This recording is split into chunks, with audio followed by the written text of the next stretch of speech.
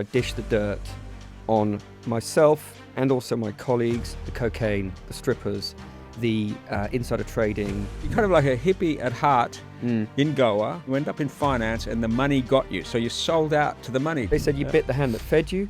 Yeah. I said it deserved to be bitten. Do you see yourself as a psychopath or have any elements of it? So Geraint Anderson, thank you for coming on the show. We're here to talk about your new book, How to Con Friends and Manipulate People. Sounds fascinating. Your days working in the City of London, and also what your views on being a psychopath, or what you know about psychopaths, and you're happy to share. Thank you very much, Richard. Great to be here. So I'd love to hear about your story. So it sort of started in the world of finance, did it? It started really, if we go not too far back, being brought up by an extremely Christian mother, a Labour MP father, and spending a couple of years selling trinkets on beaches in India.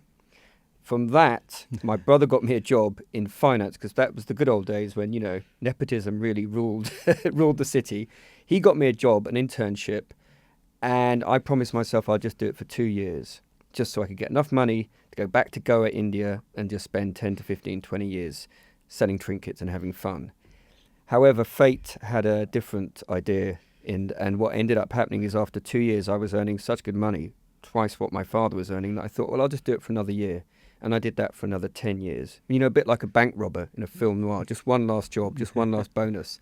And it, nearly drove me insane, basically. So you're kind of a hippie at heart. I'm not stereotyping, but you're quite, quite dressed like a cool, very cool fashion. Thank you. But you're kind of like a hippie at heart in Goa, selling trinkets to tourists. And then you end up in finance, and the money got you. So you sold out to the money, did you? That's exactly what I did. And I got a lot of accusations of being a kind of hypocrite, and I have to just take that straight on the chin. The fact of the matter is, I was 24 years old.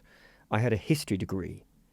I had no work experience other than being a security guard at Wimbledon tennis championships and maybe a little bit of secretarial work at Imperial College. And suddenly, my first pay packet was about 40 grand. I think my bonus in year 3 was something like 50 to 60 grand. My father was earning that, and he'd been a public servant for 25, 30 years. So I defy anyone in their mid-20s without any other qualifications to go, that, my principles are such that I refuse to do this. And actually, the city is not such a bad place. It's what I learned after having worked there and then gone into all these other industries like, publishing and journalism, is that there are just as many psychopaths and bad guys, almost, maybe not quite, but almost, in those industries as I found in high finance. So you were in high finance, and then you started to do the dirty on the rest of the industry. Did you, by writing a secret column called City Boy? Yeah, that's right. So there was a paper started called the London Paper in 2006, and I got the gig writing an anonymous column called City Boy, in which I dished the dirt on myself and also my colleagues, and talked about the more salacious, dubious aspects, the cocaine, the strippers, the insider trading, the rumour spreading to, the pump and dump. And really, it was a confessional for me. I'd been brought up by an incredibly religious mother. I had this Labour MP father.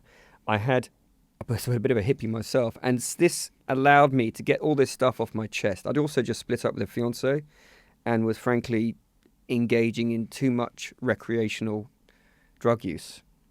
And I think all these combined, the guilt, the need for confessional, and those supposedly 1 million Londoners who read that column every week were basically my therapist. So they just didn't realise it. So I just, got rid of all this sort of anger and confusion in my system. What side of finance were you on? Because finance is a very broad industry. So, I was in equities. I was, by the end of it, heading up the utilities team. So the most boring sector in the whole of the pan-European economy is the gas, water and electricity companies. Arguably, regulated, dull, predictable, essentially often looked at as yield stocks for the income that they gained. So all my contemporaries were going in, technology, media, all these exciting things. And there was me stuck looking at UK water companies and stuff. But you were on the sales side or the fund management side? I was on the sell side, but I was a hybrid. So I did cover the most boring sector within the utility sector, which is UK water.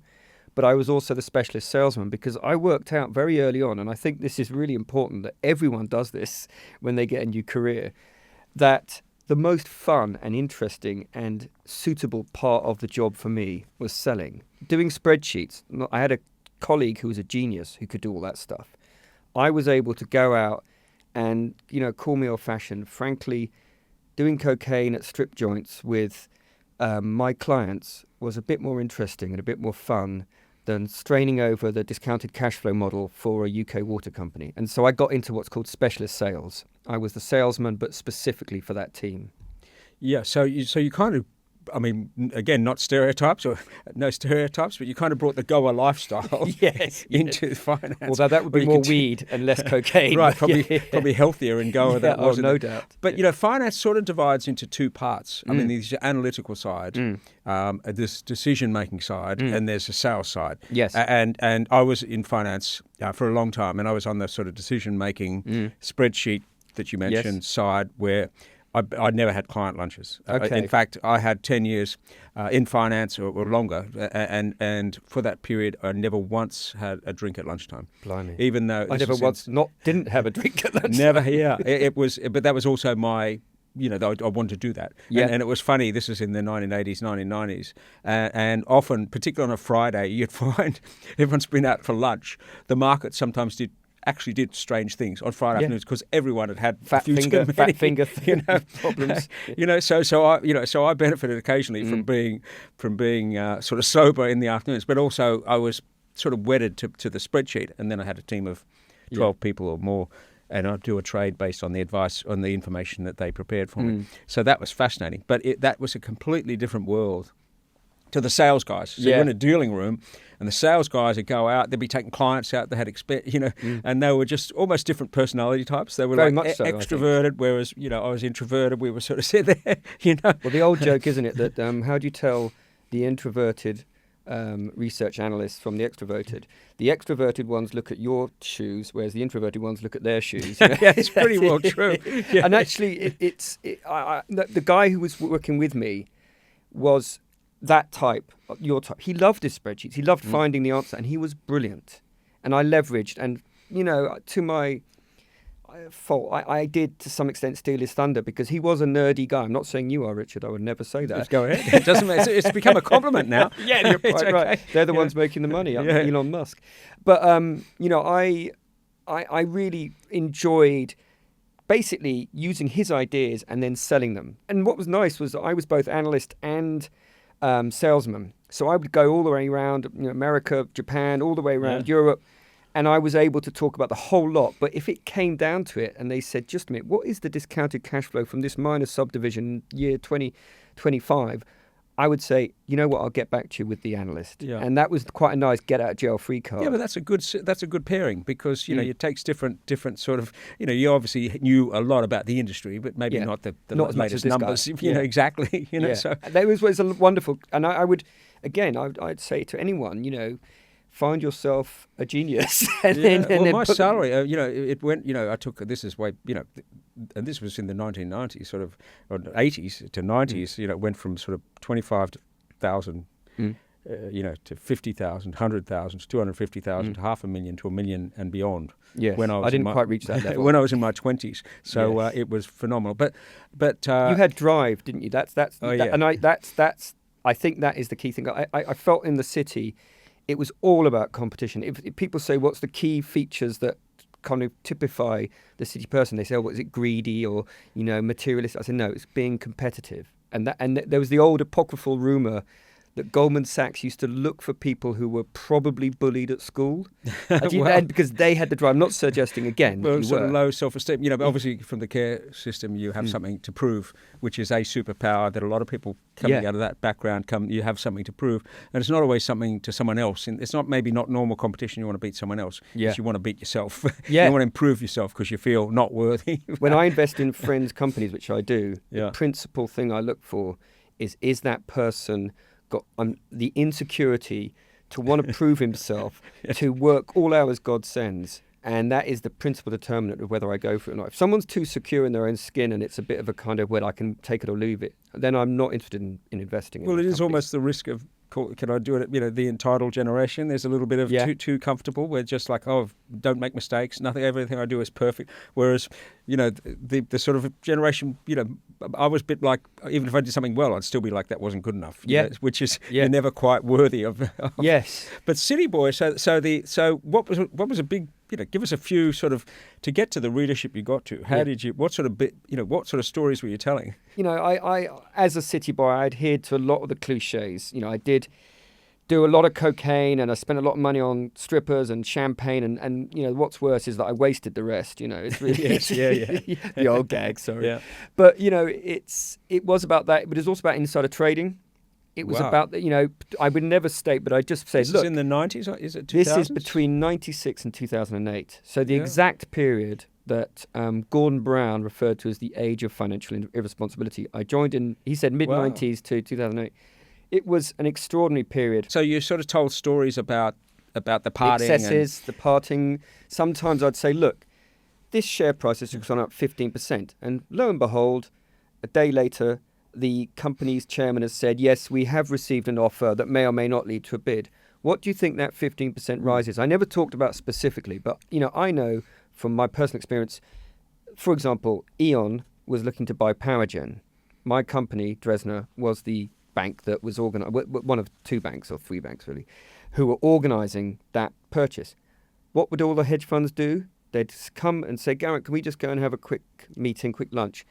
And I'd start boring them about UK water companies or something. They say, we don't want that. We want to know what you know from your corporate finance department regarding that purchase. And that was just inside information. So that, I wonder if it's gotten better. I mean, even in the 2000s, I used to notice on AIM stocks because I used to take companies and list them on AIM, do with the IPO, and I'd follow the AIM stocks, and so often there'd be the price move, then the announcement. Yeah, instead of being what it should be, the announcement comes out, then the price moves. Your price would move up, as you say, 15%, and you go. Then the next day, I mean, I never did it. I wasn't particularly in the stock market, so that often, so I didn't really come across that. But no one on my team would ever be allowed to do that. So I was a very pure.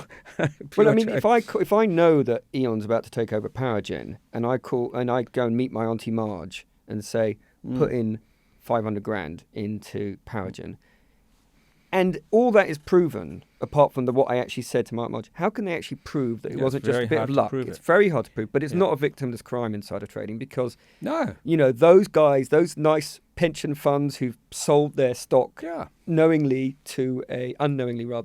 to a hedge fund, they've just missed out on that massive premium. It's taken out of the pool. There's no doubt. There's victims. People, the corporations, but even at the end of a fund, there's individual fund who've been tricked essentially and that's why insider trading is quite an insidious thing. As someone who's only ever suffered from it, I think it's like the cancer. But hopefully, so you were able to write about things like that. On the parting side, if you're giving someone a lot of money, I mean, maybe it's like can happen with the professional footballers. They get a lot of money young, and they just they have no, they just treat it like it's coming forever, and they just want to party. But the only difference is, and also they don't know how to say no. Maybe and you're a young man in London at the time of the height of the cocaine blizzard that really hit in the mid-90s.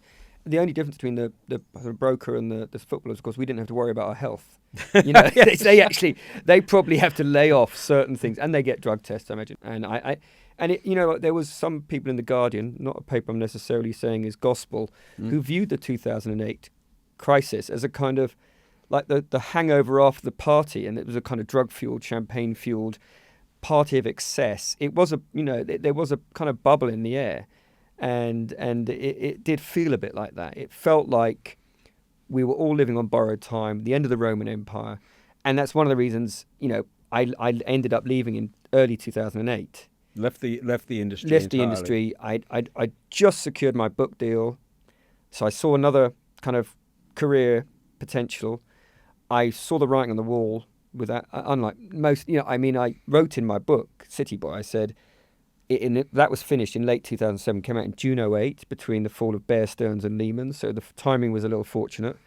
Although, what was it? Arnold Palmer always said, the harder I practice, the luckier I get. Mm-hmm. But it was, I had that, and also the career was destroying me mentally. It was, really? It was. The career or the partying side of it?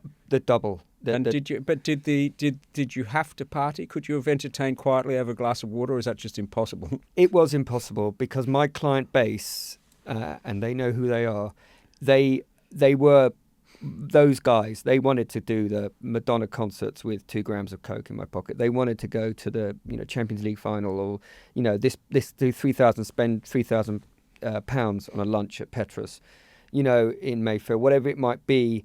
And it was my unique selling point, because all those automatons from Goldman Sachs and Morgan Stanley may have known a little bit more about discounted cash flow, but I knew how to have a good time. They lacked character. I'm not just sort of being rude, but I was a bit more fun. But the bar wasn't very high for how fun you had to be. well, you're setting it pretty high, but in return, it sort of give you business. Yeah. So commission. It was. And that's the other thing that's quite interesting. The reason why I did quite well in the city was I did get commission and so forth. But what I realised was the real way to make lots of money and have a secure job and be headhunted constantly was to get high up the rankings. So there was a company called Extel, and the fund managers would vote for you as who was the best in the utilities sector, who was the best in the oil sector. And I would obviously take them all out for lunch 2 days before the voting, or not all of them, but staggered in that sort of three-week period.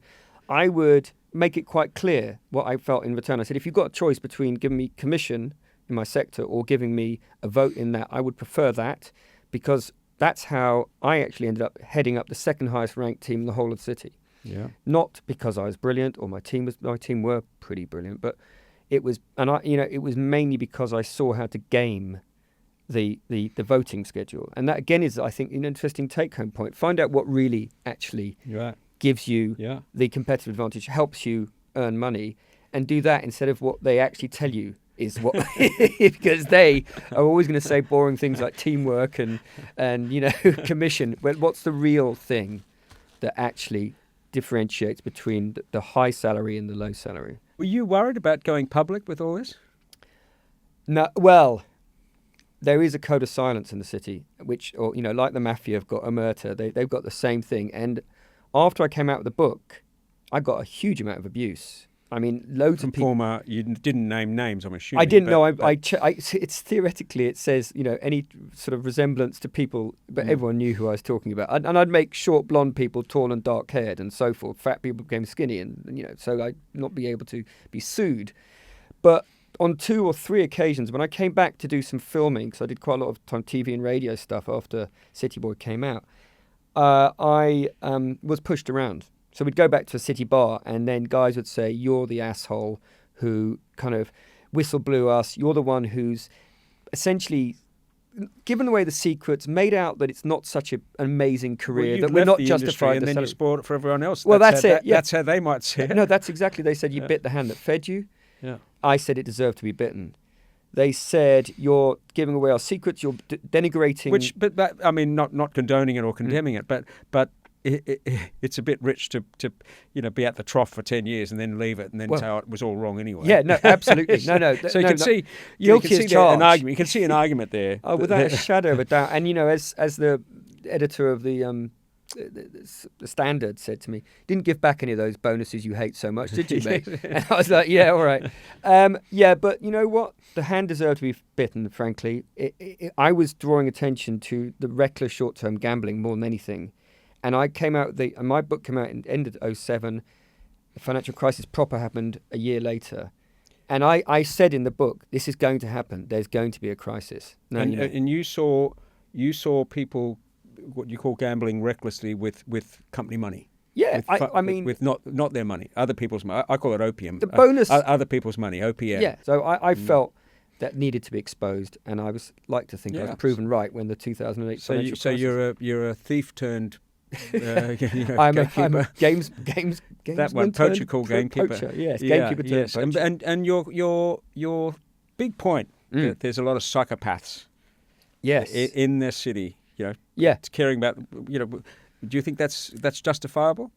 I think that psychopathy, as I understand it, which is a lack of empathy, a lack of conscience, great ruthless manipulation, an ability to lie without any problems, often being quite glibly charming and so forth, that suits the city ideally. And when Robert Hare, who's one of the experts on psychopathy, was looking at places to find psychopaths, obviously prison is up first one, 20-25%, depending on what figures you use.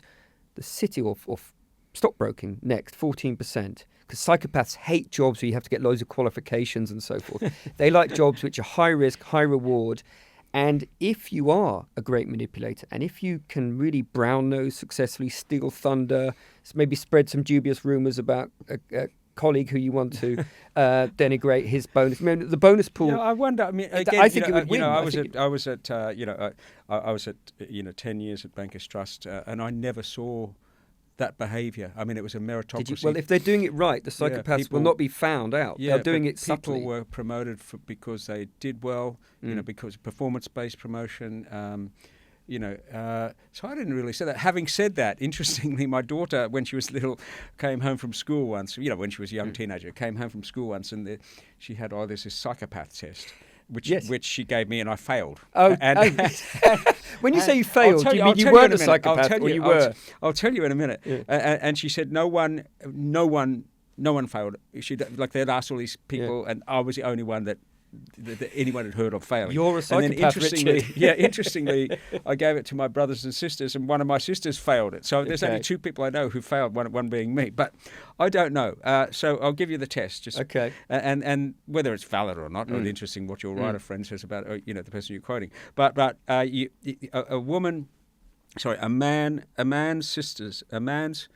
man's sister dies, and he goes to a funeral. And he meets a woman he likes. And then a week later, he murders his other sister. Yes, I do. Unfortunately, I do know this test. Okay. Because he's a psychopath. He wants to meet the girl again, so he wants to. He hasn't got a number. To me, that is just mathematical. What's the piece of information? You go to a funeral, you meet someone you like. What caused that? The death of a sister. Yeah. So you repeat the. So if that's a psychopath, to me, that's a kind of a chess problem. Well, but she was horrified. Someone has died. So my daughter's like 14 or 15, and she's horrified. She's like, my father's a psychopath. Yeah. Anyway, for those listeners out there, ask a few people. It'd be interesting to know who passes or fails in my case. That test. You could also, when I was talking to Anya Hindmarsh, who's a very successful businesswoman, she said something like, entrepreneurs are the mad people who take crazy risks. And you could almost say that in a lot of fields, like if you're a very successful sports person, to have the dedication to practice the same thing, which can be pretty boring, practicing the same thing over and over, Roger Federer practicing over and over and over again, to the degree where 1% change is all important, or in anything, so to become good at anything, maybe you have to be obsessive. Well, that's slightly different from psychopathy. But maybe that's correlated. Maybe obsession is correlated with I can get involved in a task and you just want to, can it be done even better? Which can be a waste of time. But maybe something like that is a trait which in industries gets people to perform well. I agree with you, and I think there's parts of psychopathy, and this is what the book I've written, How to Con Friends and Manipulate People, is a parody of a self-help book. It's written by a psychopath. You are a psychopath. Well, no, it's the voice I choose for the book. Well, no, just one of your voices. It's one of my voices, and what is slightly unnerving is that the advice in it is disturbingly effective. So he is a person, the voice I'm using, who chooses to see people as pawns in his game. He has no empathy, no conscience. He is completely ruthless and an arch manipulator, and his methods work. And you mentioned politicians, sportsmen you mentioned, and I believe that many of the people who reach the top at sport, politicians, and maybe in banking as well, they are definitely more likely to be psychopaths than the general population. The general population, only about 1% of people are psychopaths. Yes. But, chief executives, there was the estimate is 4%. Yeah, but they're more likely to be psychopaths. That's probably correct. But equally, psychopaths are not more likely to be managing directors. It'll draw from that pool, but it's still probably a net bad thing. I tell you what I do to differentiate. This is the interesting thing. So Kevin Dutton, who's a professor who's looked at this, actually looks at the positives of being a psychopath. If someone's doing surgery on your chest because you've got a heart problem, I'd want a surgeon to be a psychopath without any kind of shake in his hand as he's opening your chest cavity. If someone's special forces, if someone's politicians, they are the most self-serving, narcissistic, manipulative people on this earth. They have bad qualities as well. But some of the comments being made at the moment, you would just wonder if they really believe the stuff that comes up. But they seem to believe it. What I see in certain politicians and the so-called strong men who seem to be taking over is this total willingness to lie, manipulate others, retribution, cold calculating, ruthless manipulation of the population. What I see in certain sports people is that win at any costs mindset. I'm actually just written an article stating that what England need to do as a football team is start thinking like psychopaths if they're to succeed. If they're going to get that penalty in, they need to have no emotions attached to it. If they're going to be willing to cheat like Diego Maradona did with the hand of God, good, go for it. And it's slightly tongue-in-cheek, just like my book is. But the point is that there are positives to being a psychopath, and they can help you really cut through. If you're in a competitive world and everyone else is behaving in a way that's an advantage, then you need to imitate or die in a way, don't you? That's right. And a similar thing with squirrels. When everyone wants to save the red squirrels. To me, it's immediately obvious we need to kill the grey ones. Maybe you are a psychopath. But again, it's mathematical. There's all this. Encourage the red ones. We need to kill the grey ones. Yeah, it's probably true. I wonder if you're just holding back the inevitable. There are lots of tests. There is the most famous test is called it's the Psychopathic Checklist Revised. 20 questions. You can get 0, 1 or 2. I did it on myself. I got 8, and that's quite reasonably high. Above 8 out of 40. Being which a psychopath. Yeah. So over 35, you're going to be in serial killer type range. Okay. Over 30, you're considered a psychopath. It's about report yourself to the police. Yes, immediately. Do not pass go. I did this test. Go straight to jail. Yes. But it'd be interesting if you did that test. You really need a trained psychologist. But I believe that amongst the jokes, there are many in the book, I do believe that if you are a psychopath, and I differentiate that with a sociopath, which is slightly artificial, but sociopath is the person who you look at funny in the bar and they stab you in the neck with a glass. You can't help them. They can't. They're impulsive. They're reckless. They've actually got often perceived as having high anxiety. Yeah. Psychopaths you look them in the bar funny, or you knock their drink. They'll follow you home.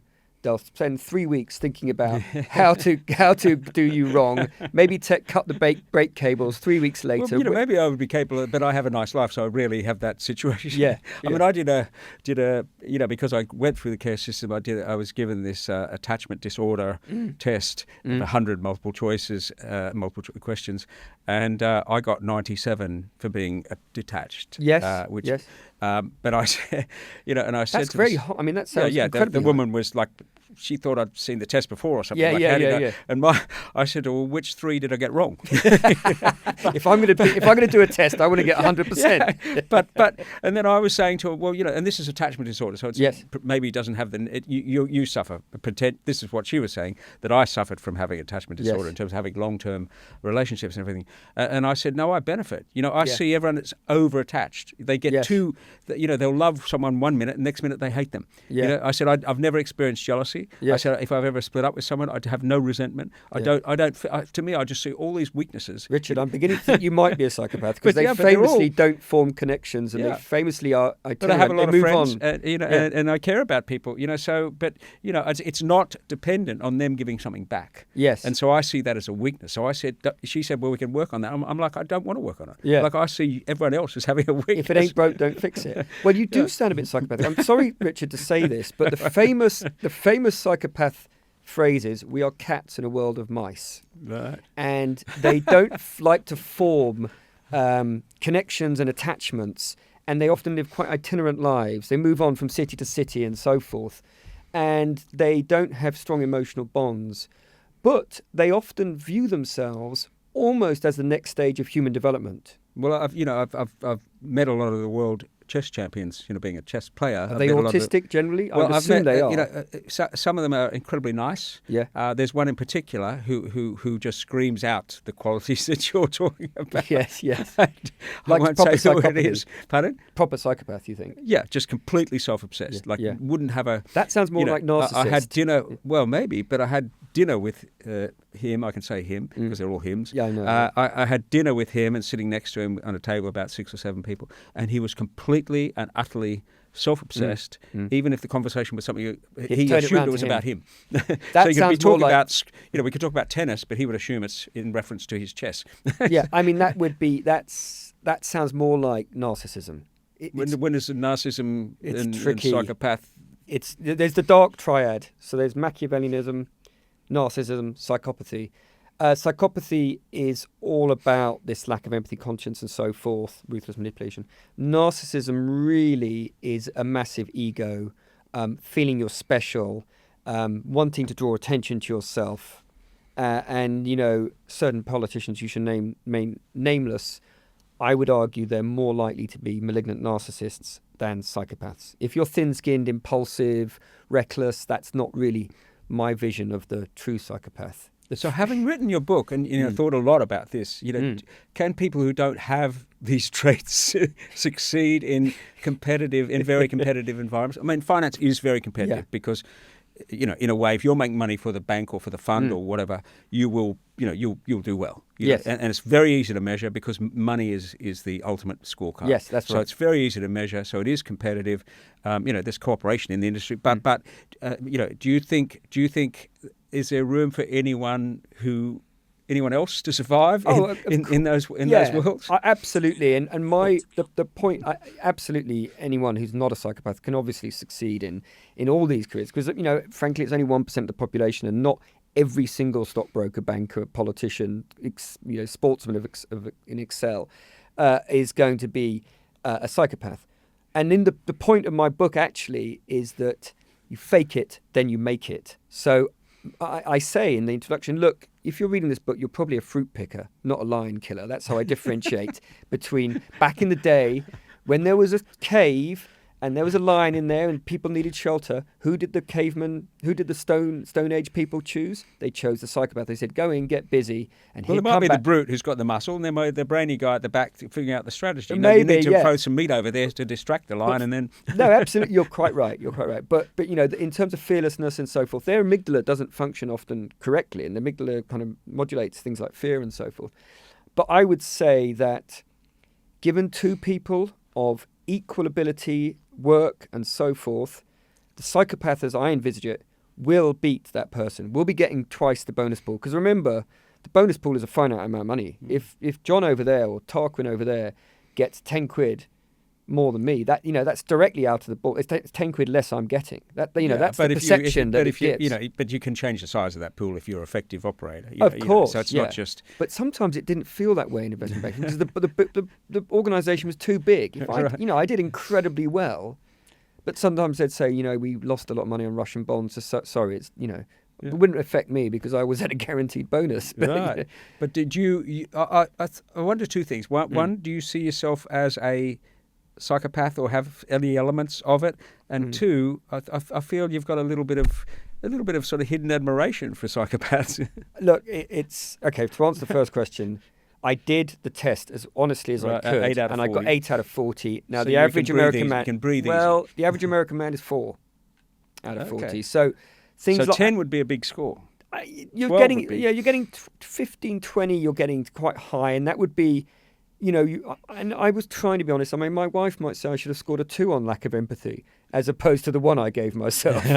What's the name of the test? It's called the Psychopath Checklist Revised. It's by Robert Hare, 20 questions, 0 to 2. It's very interesting, but you really need a trained psychologist to do it. I just did it on myself just to see. There's certain qualities that psychopaths often have that I think in any, they're fearlessness, self-confidence, determination and focus. You know, when Bill Gates met Warren Buffett the first time at a dinner party, apparently the host said, what's the thing you've got? And they both said that's made your success. And they both said, without any hesitation, focus. This is a probably true story. It may be apocryphal, but and focus and the single-mindedness that you require. That's something that comes naturally to a psychopath. So you're suggesting to people some good qualities, which is what we've been sort of talking about, but there's some good quality. Is that what you're sort of half recommending in your book, to adopt the bits that are useful? Yeah, some of the advice is disturbingly effective, and that's the concern. And I've given it to my American friends, a couple of American friends. You're like Anthropic, not wanting to release, because it's so deadly, this information. Yeah. It feels like that. I mean, it's, who wouldn't gain from spreading a false rumor about someone who's a competitor for the bonus pool? Who wouldn't gain from subtly being able to steal thunder from a colleague who, spread those false rumors? All those things will help you. The question is, can you sleep at night? Yeah, I always had this thing. I'd rather drive a beaten up old car that I'd earned myself, than some BMW or whatever that I'd sort of ripped off. Yeah, that done something. So I always had that sort of moral, because maybe because you've got a lot of drive. This suggests you're not a psychopath. Huh? This suggests you're not a psychopath. Oh, okay, because I'm competing against myself. Yeah. So, so I want to win for myself, which if I got a car that I'd earned like that, then I don't care if other people like it or not. To me, that's what mattered. So do you enjoy writing? How long does it take you to write a book like that? I love writing. I love it. And you know what I love most is actually writing something that elicits a laugh from the reader, because how can these little black symbols on this white page make you have that physical response? So my aim, always I have some kind of meaning. So this, I want to talk about why politics, the manosphere, and high business is becoming more corrupt and egregious and unpleasant. But really, my main task is actually just to make the reader laugh. Yeah, it's out now, right? So I can't. It's July the 2nd. It's coming out. Yeah. I can't wait to read it. So maybe I don't need to. Yeah. You sound like you've read it and written it. So we've had a fascinating conversation. I feel like I've been sitting down talking to a therapist, or maybe you do. I do. We've swapped our sort of deep stories about everything. Yeah. And all the way from selling trinkets on the beach in Goa to sniffing things in nightclubs in London to now being a very successful author. Thank you. And with a lot of commentary. So it's been really interesting to talk to you, Geraint. Thanks for coming on the show. It's my pleasure. Thank you very much, Richard.